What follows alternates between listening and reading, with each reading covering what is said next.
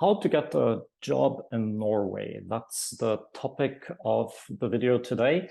It's a little bit different, so we're not talking directly about language, but I guess most of you, or many of you at least, are learning Norwegian precisely with this goal. You want to have a job in Norway, you want to work in Norway.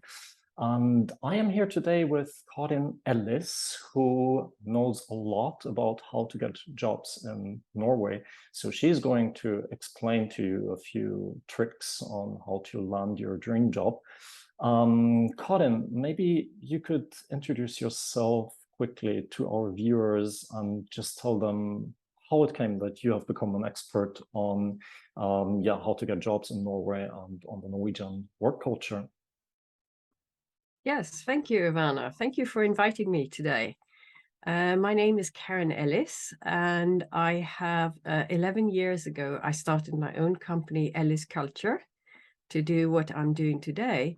But my background is that I'm an IT engineer by profession and education, and I have worked for 30 years in large Norwegian workplaces with an international presence, where I have been, a job seeker initially. I have been an employee. I have been a leader. And as a leader, I was also a recruiter. And for 20 years, I was a leader. And then I participated in a lot of international projects because the companies I worked for had an international presence. So I met people from all over the world, and I realized I was passionately interested in learning as much as I could about their cultures and their background.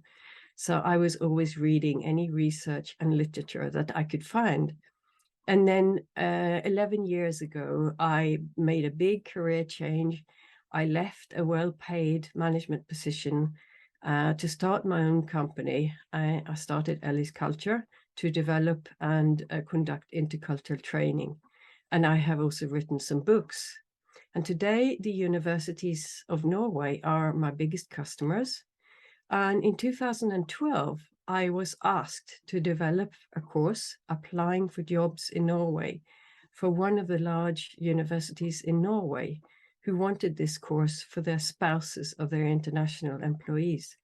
So that's how it started. It started with me doing these courses, developing and conducting them. And then I wrote a book applying for jobs in Norway. And then people in these courses were asking me about one-on-one training. So I started doing this and working more or less as a career advisor, especially in the spare time during the Corona crisis. So this is how it all started. And in addition to my work with this work that I've described, I'm also an honorary consul of Estonia, which I've been since 2014. And this is voluntary work that I do. Yeah, that so sounds that's really great. That's a really great experience. So you have a lot of years on your back actually on helping people in this field. What would you say, because if I were to look for a job in Norway, I think I would approach it in a slightly naive way. I would say Norway is a Western European country. Things are probably going to work a little bit like everywhere else. But you said there are a few things that are a bit typical to the recruitment process, and there are a few traps that you can run into. So what would you say, what are some of the common mistakes that people make when they apply for a job in Norway? Yeah, first of all, I would like to just mention the biggest mistake, which I think is general for all, wherever you are, outside of Norway too, is submitting a mass-produced application letter and CV. Same size fits all for all jobs you apply for. So in Norway, and I think maybe probably in most other countries, a mass-produced application will actually not be very successful. You need to make more an effort than that. You need to address the requirements in a job advert, and you need to showcase how your experience and background is relevant for this particular job. But then about Norway, I think the biggest mistake that immigrants in Norway make is that they ignore the cultural differences. So they think that the application process, the job seeker process, is the same as in their home country. And this is a very big mistake. And one example I can give on this is the way you sell yourself in Norway could be the wrong way. So self-bragging, for instance, is an example. Self-bragging in Norway is not advisable at all. I would not recommend that at all. So I see that people from the US and also from parts of Europe, they describe their merits and they brag about their achievements. And this does not fit in with the Norwegian culture at all. It will create negative feelings and suspicions. So you need to be smarter than that. So instead of saying that I'm excellent at something, it's much better to do it in a more subtle way by, for example, saying I really like something, or I have a passion for. Because if you think of something you really like doing, you will find that you do it really well. You're And usually Norwegian good at it also, yeah. So this is a very subtle way of saying you do something well. So anything like that would be a good way of selling. You could also say, I was in a terrific team and together we achieved, because then you're bragging about the team. Yeah, but not about yourself. That reflects on yourself. So that's also indirect. So you need to do it in a subtle and smart way. Okay. Now, the other approach that would also be a mistake, which I see maybe with some Asians, is that they are a bit shy in the interview situation. So they don't ask any questions. They just follow the lead of the interviewers and answer the questions they are asked. And this would be considered as being too passive and lack of interest, lack of motivation. Okay, so you would say in a Norwegian job interview, it's also common for the people who come, who want the job, to ask questions about the company, ask questions. Yeah. So this is what I mean about ignoring the cultural differences. And then you have the application documents, such as application letter and the CV. And there are many mistakes there. And one mistake I would say is not having a Norwegian style document. And by Norwegian style, I mean the mistake there is having the wrong focus and the wrong format. Yeah. So with the wrong focus, I mean that there's information missing about you in the document. So in Norway, we usually have a section in the beginning, which is the key qualifications, which is very sharp and precise about what you are actually able to do.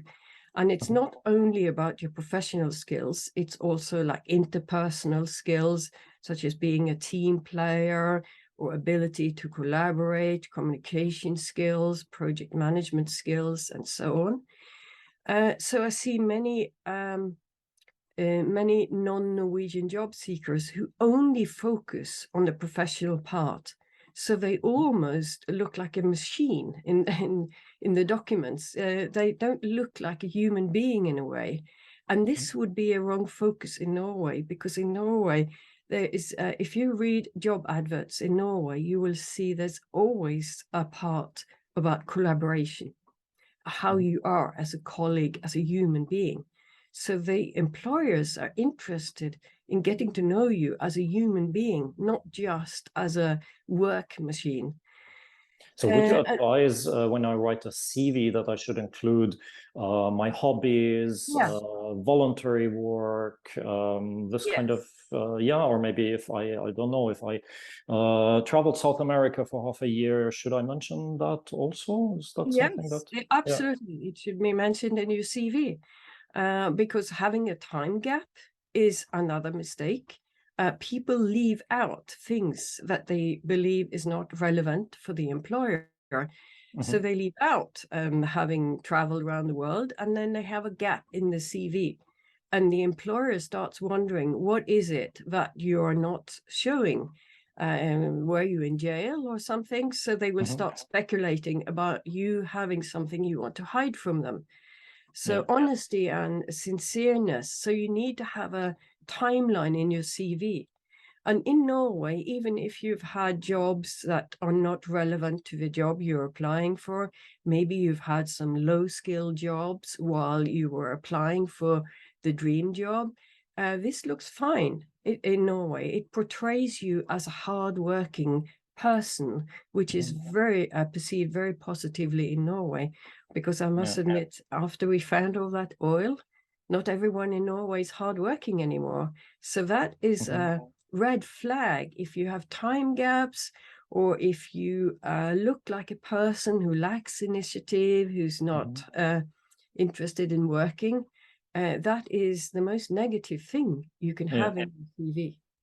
So you would say, even if I have been unemployed, for example, for a while, it's better to somehow mention this and, I don't know, maybe fill in what I did in this time, instead of just leaving it out and leaving question marks on the Yeah, on the table. absolutely. But I think if you're unemployed, my advice would be that you try to study Norwegian is a good example. Focus on your Norwegian, learning Norwegian, because then you can write in your CV that you were studying Norwegian, which looks much better than being unemployed. Than just unemployed, So much better to say what you did in this period of time than just like stating the somehow negative. And it's always much easier to get a job if you already have a job, or if you are a student, that's like having a job. But if you are doing nothing, then they will start speculating, there must be something wrong with this candidate, because nobody wants to employ him or her. So focus on what you did in that period and write that in your CV. But back to the Norwegian style CV, if I may. Some Americans write about their merits rather than... I would like to go back to this, because I think this puts you into a dilemma as a job seeker, doesn't it? Because say you graduated the first from your university, you want to mention it, but how do you do it in a way that it doesn't come across as... because I think also for the employer, they somehow want to know that you are very good at what you do, but how do you show it in a way that like this diplomacy, I think, requires some skill that maybe you can help candidates with. I mean, if you were a student and you graduated with honors, you can state it as a matter of fact, or you could just as a fact, not something but like in if brackets. You had a job, I see like American CVs, I see they wrote that they increased the sales by 25% or something. And then when I work with them on an individual basis, I challenge them and I say, oh, did you do this all by yourself? And then they always say to me, well, it was the project I was in. And then I say, well, first of all, if you want to write it, write we. Make sure you include the team, that this was team effort, because it looks much better in Norway. Otherwise, it looks like self-bragging, which is a no-no. And then secondly, I challenged them and I said, but what did you do to increase the sales of 25% or whatever? Because that's what Norwegian employers are interested in. They are interested in what you did. What were your tasks? What were your responsibilities? The bragging sounds a bit, I don't know, it doesn't sound so good in Norwegian ears. So you would state also, again, like matter of factly, this is what we did. And then like just drop in a small comment that the sales increased by 25%, but not put that in the center of the focus. Exactly. Okay, I think I get you. So it's a bit of a challenge, I think, for some job seekers too. But you also need to read the job advert, because now, until now, I've been a bit black and white in my description. So you need to study the job advert, because there are some American companies. I mean, I recently helped a job seeker who applied for a job in Microsoft. And of course, they had an American style job advert, and then you have to be more American style in your response. Maybe even the recruiters were not from Norway. And so you have to look into that a little bit. You have to see specifically which job you're actually applying for. And there was a startup company who wrote that they were creating some kick-ass products. And I said to the candidate, I said, go and write a kick-ass application letter, which he did. So you have to adjust. But if you see that this is a traditional Norwegian job advert, which is down to earth, you should be down to earth back to them. And then the last thing I would like to mention is the formatting, that many people believe that the CV should be on a one page. So what they do then, it looks too crowded for the Norwegian eye. There's too much information on that page, and there's also information missing, usually, in those CVs of what Norwegian employers expect to find. And the part that is often left out is the reference section. So that should be at the end in the Norwegian style. With the some reference section. Could you say maybe a little bit, just 2-3 sentences about the references? Because I think from my experience, this is also something that is very important in Norway. And this was also a bit unusual for me. I come from Germany. And usually if you put references in the CV, you can put them, but nobody will call them. That's not very relevant. This is important in Norway. As a minimum, you should have a sentence just saying references will be provided upon request. That will give you more space for the rest of your content in your CV, and also time to work on providing those references, because you need to ask them first so they are prepared for receiving that call or that mail with request of information about you. But references in Norway are preferred simply because they are easier to contact.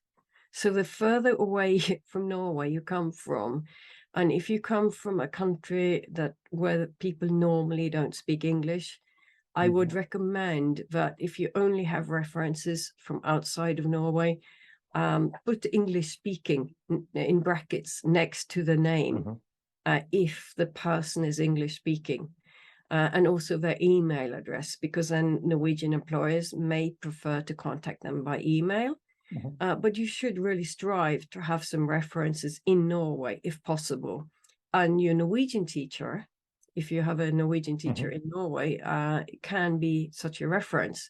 A Norwegian teacher can say a lot of things about you, whether you are turning up for your classes, whether you are making progress, whether you are doing the homework, and all of these things. Okay, so even if you haven't had a job in Norway yet, you can still try to find a reference, as you said, a Norwegian teacher. Maybe if you did, for example, voluntary work, then the people who organize this work or something like that would still be valuable. Yeah, absolutely. And voluntary work is one way of getting easier way of getting Norwegian references. Yeah, okay. What would you say in general compared to other countries? How long does a recruitment process typically take in Norway? Of course, I guess this depends very much on the industry, but maybe you could say a little bit about that. Yeah, I think more than anything, it depends on the size of the company. So if it's a small company, such as a startup company, it can happen very quickly. If it's a large company, it can take a long time. The larger the organization, the longer it generally takes.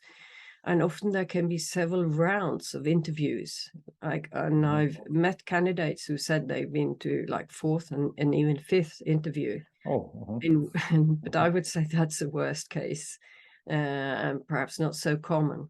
But it can take, and I work with I have one customer, a large university, who said that in the worst case in their organization was 1 year. That was the longest.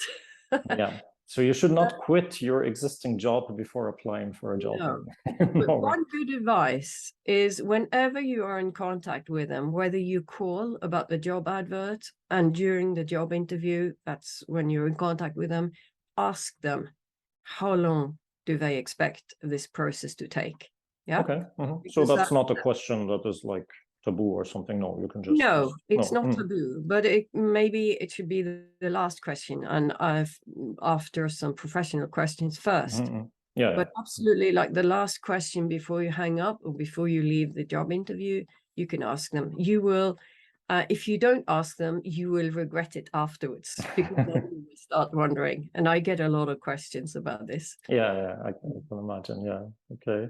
You mentioned, several rounds of job interviews. Of course, we cannot get too much into the details here. We don't have the time for that. But just in general, would you say a Norwegian job interview typically, is there something that you see from your experience that comes again and again that are questions or situations that candidates from other countries are just not prepared for, or that typically are to be found in a Norwegian work environment? Yeah. Again, I talked about it briefly. Norwegian employers are interested in you as a human being, not as a work machine. So, with regard to the interview, they will ask about things they are not sure about. So very often they are convinced, more or less at least, about the professional part, but it's the personal part. And especially with non-Norwegian candidates who don't mention anything about their personal life in their documents. So getting personal questions is something you should be prepared for, and also small talk. And Norwegian candidates, and it's a paradox, because small talk, Norwegians are not very good at small talk at all. Now we only small talk about weather. But when it comes to job interviews, especially in an in-person job interview where you're physically in the same room, there will be small talk. And Norwegian candidates understand that this is part of the game, and they play a role. They participate in the small talk, and they understand that it's creating a connection, creating some chemistry, and they meet it with a positive attitude. But international candidates often tense up a bit and wonder, why are they asking me about this? And for instance, if you get a question about how old are you, because you left it out in your documents. Now, this is about the Norwegian style again. Norwegian candidates will usually write their birth date. Now, if you don't, and you get the question during the interview, and if you say, if you meet them with a response, why is this relevant to the job I'm going to do? You will be perceived as not being very friendly. And Somebody who doesn't open up, somebody who wants to want a job, you really need to answer these questions. So being asked about how old you are, if you didn't reveal it, or whether you have a family, whether you have children, what your interests are, if you didn't write it in your CV, what you do in your spare time, why you moved to Norway, how long you're going to stay in Norway. These kind of questions may be a bit of a surprise. Okay. Well, they may be a bit of a surprise, but then otherwise, if you come from a country where small talk is a big part of the culture, you might even have an asset there. You might have to, if you are a bit prepared for it, then it might be easier to actually do this part of the job interview. And then I must say that depending on where you come from, smiling is one thing, because in some cultures you would not smile because that would not be perceived as being professional. In Norway, the more you smile, as long as it's natural, of course, you will be perceived as friendly and forthcoming. So smiling and eye contact, and generally being very interested in a job and showing lots of motivation. So they're looking for a candidate with that sparkle, who sparkle when they talk about working for them. That's what they're looking for.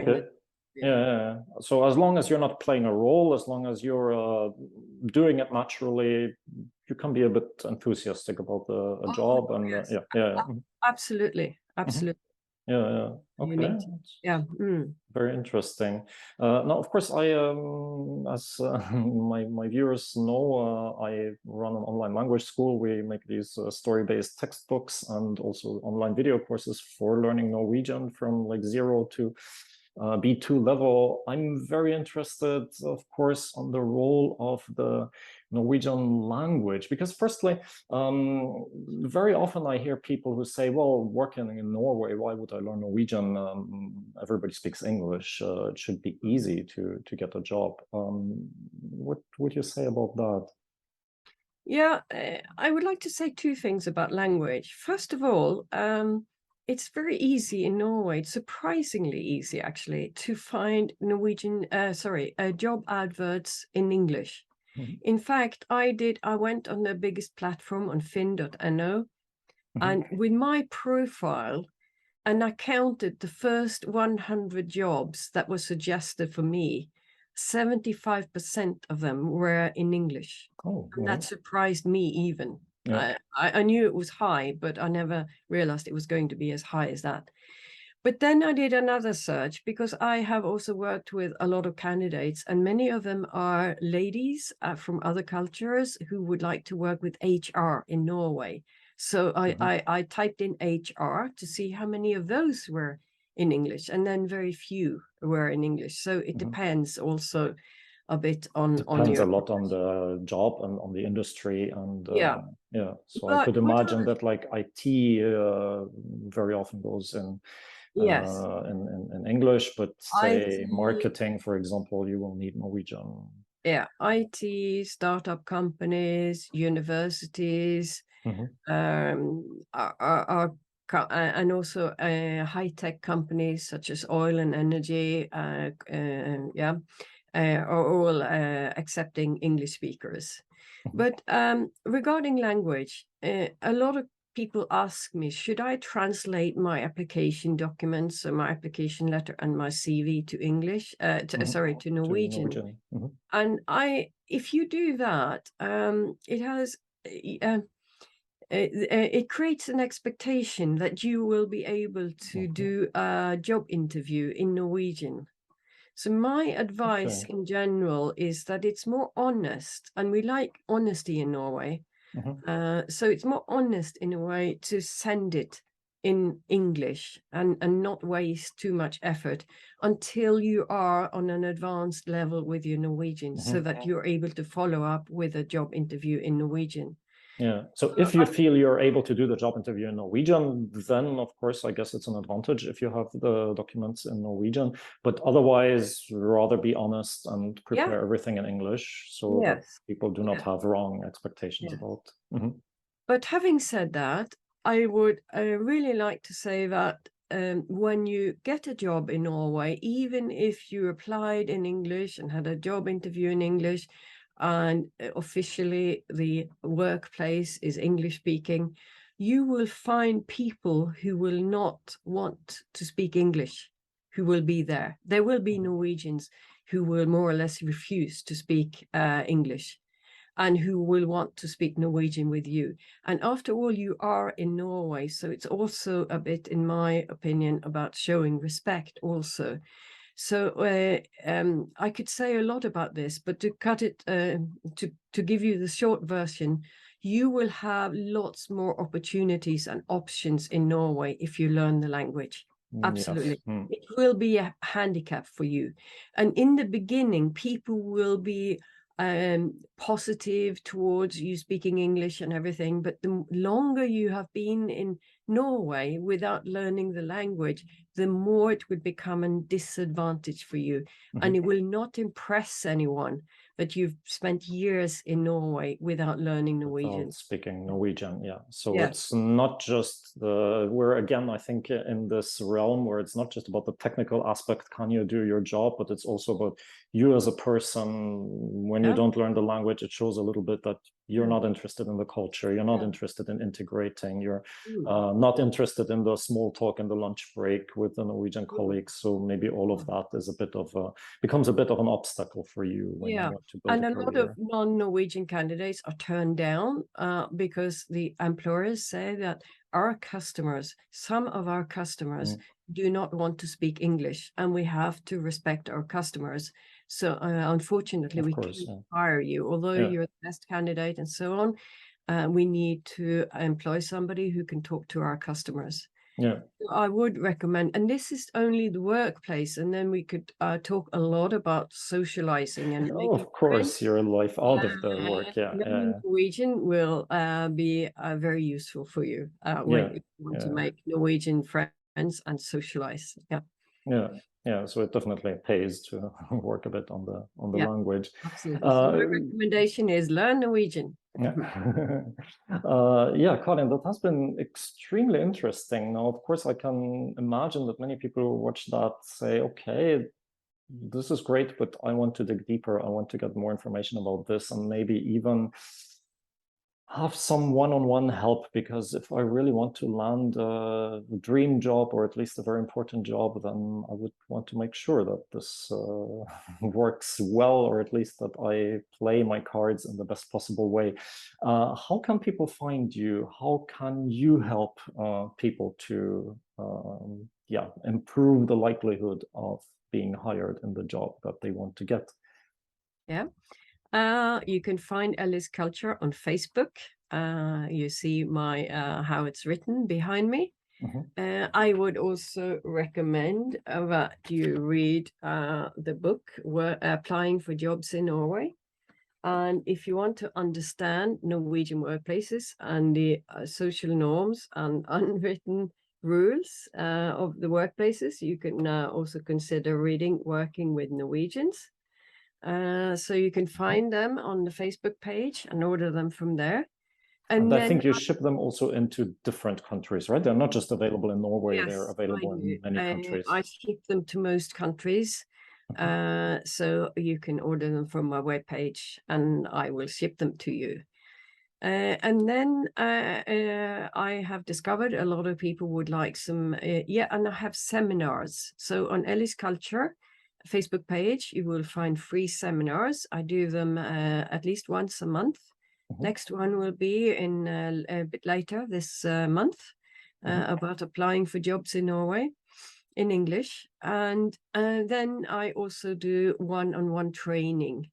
And I have different packages, but I basically two kind of services. I help people review the CV and application letter, where I help people enhance them based on a job advert. So we have an actual case to work on. I help them make it a more cultural fit and enhance them for Norway.